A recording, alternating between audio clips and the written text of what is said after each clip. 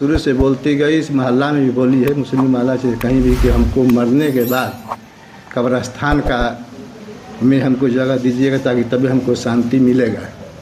नहीं तो हमको अगर हिंदू रिवाज से अगर कुछ करिएगा तो हमारा आत्मा का शांति नहीं मिलेगा।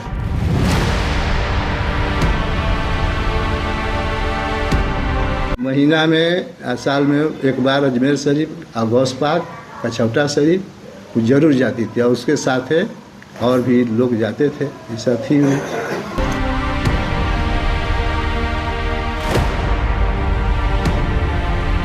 पहले से तो हिंदू ही हैं, अभी भी हिंदू ही हैं, लेकिन माता जी को बाद में विश्वास हुआ तो वो अपना करने लगी। बाकी हम लोग हिंदू वाला छोड़े नहीं, वो भी सब पूजा पाठ जो भी है सब करते हैं। हम लोग इनका भी देखते हैं और हिंदू वाला भी करते हैं।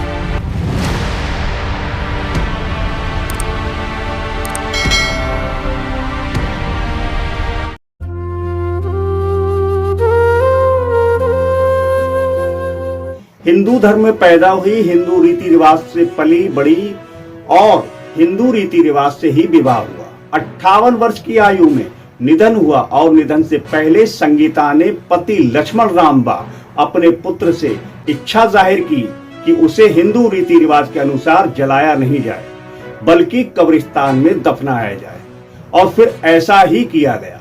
संगीता की मृत्यु के बाद मुस्लिम रीति रिवाज के अनुसार संगीता का गुस्ल हुआ, फिर जनाजे की नमाज पढ़ी गई और फिर उसके बाद कब्रिस्तान में दफनाया गया। और जैसे ही ये खबर आम हुई तब मच गया हड़कंप और चारों तरफ हो गया चर्चाओं का बाजार गर्म। ऐसा क्यों हुआ और किसने किया, आज इसी खबर पर होगी बात। तो दोस्तों नमस्कार, मैं इरशाद अली और आप देख रहे हैं यूपी 76 न्यूज, खबर हमारी दुनिया तक।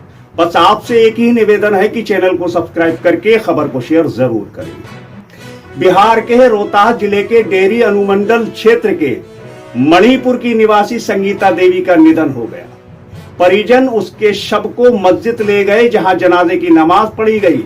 मुस्लिम समाज के लोगों ने संगीता का जनाजा उठाया और कब्रिस्तान ले गए जहां संगीता देवी को मुस्लिम रीति रिवाज के साथ सुपुर्द खाक किया गया।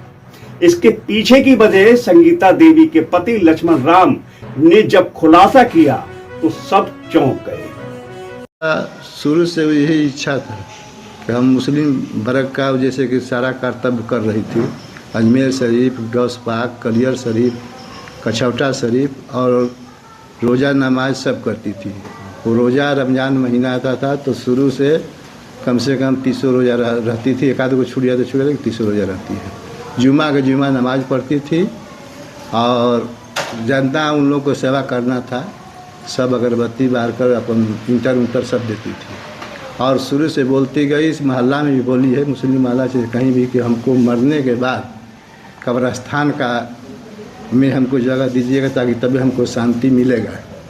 नहीं तो हमको अगर हिंदू रिवाज से अगर कुछ करिएगा तो हमारा आत्मा का शांति नहीं मिलेगा। जानकारी अनुसार संगीता देवी भले ही हिंदू परिवार में जन्मी पली बड़ी हुई और किसी की पत्नी हुई, परंतु वह मुस्लिम धर्म को बहुत मानती थी।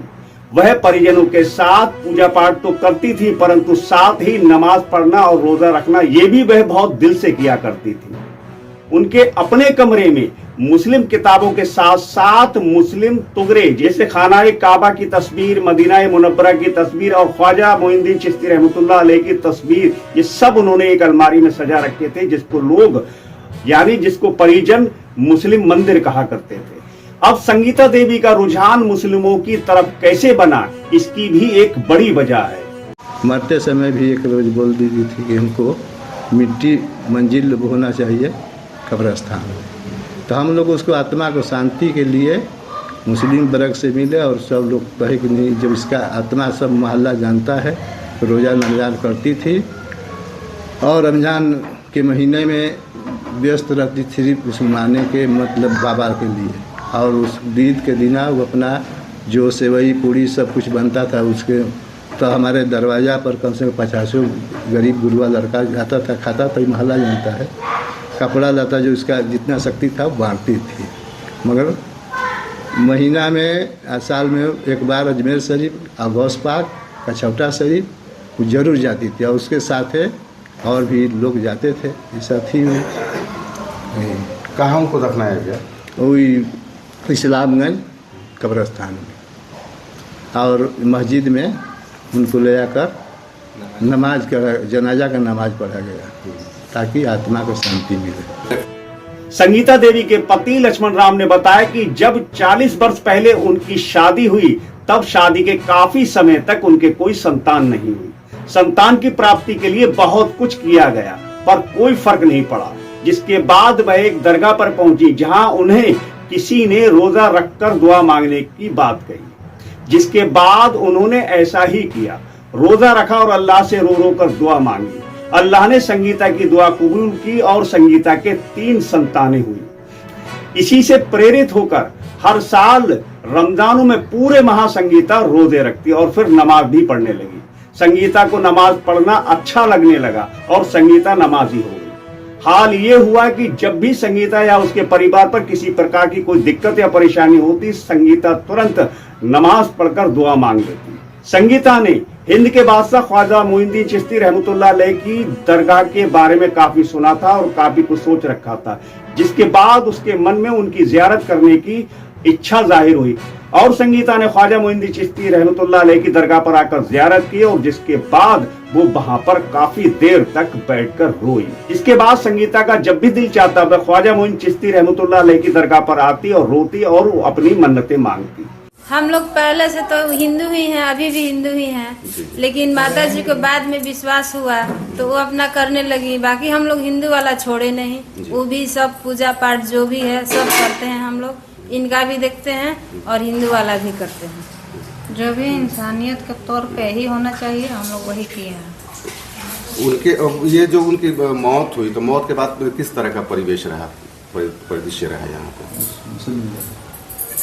सब ठीक है, कुछ दिक्कत नहीं है। हम लोग को मतलब खुशी है और माहौल भी वैसा नहीं लग रहा है कि कुछ गलत लग रहा है। माहौल भी खुशी खुशी का है, अच्छे से गई हैं। थी तो भी अच्छा माहौल था, खुशी खुशी नहीं है, फिर भी उस टाइप का नहीं लग रहा है कि मतलब कि कुछ हुआ है घर में। बताते चले कि संगीता देवी ने अपने आखिरी समय में अपने पति व बच्चों से इच्छा जाहिर की कि उसे मृत्यु के बाद जलाया ना जाए बल्कि कब्रिस्तान में दफनाया जाए।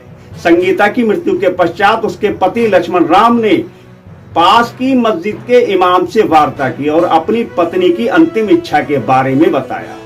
मस्जिद के इमाम ने और मुस्लिम समाज के लोगों ने संगीता की अंतिम इच्छा का सम्मान करते हुए और उसके पति की आज्ञा से संगीता का गुस्ल कराया। फिर उसके जनाजे की नमाज अदा की गई और फिर पास के कब्रिस्तान में बाअदब सुपुर्दे खाक किया गया। वहीं पति लक्ष्मण राम का कहना है कि हम संगीता की 13वीं भी करेंगे और मुस्लिम रीति रिवाज के हिसाब से 40वां भी किया जाएगा।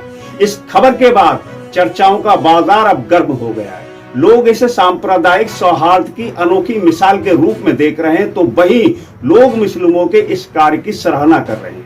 अब इस खबर को लेकर आपकी क्या राय, हमें कमेंट करके कमेंट बॉक्स में जरूर बताएं और देखते रहें यूपी 76 न्यूज़, क्योंकि खबर हमारी दुनिया तक। और हम जल्द लौटेंगे किसी दूसरी खबर में, तब तक के लिए जय हिंद।